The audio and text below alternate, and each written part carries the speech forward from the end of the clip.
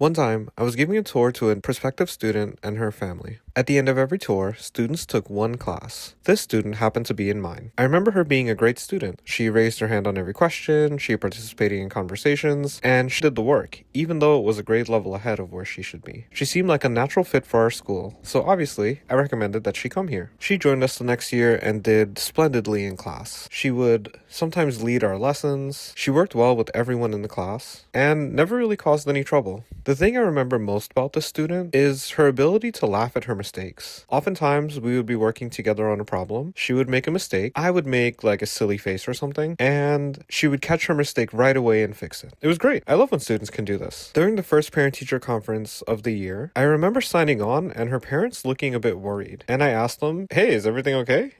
This is not an intense conversation. Just gonna talk about how your student's doing." They responded by telling me that in previous years, she hadn't done well in math, and she struggled a lot, so they were a bit nervous given that this was a new school. This was confusing to me. In my eyes, she did wonderfully.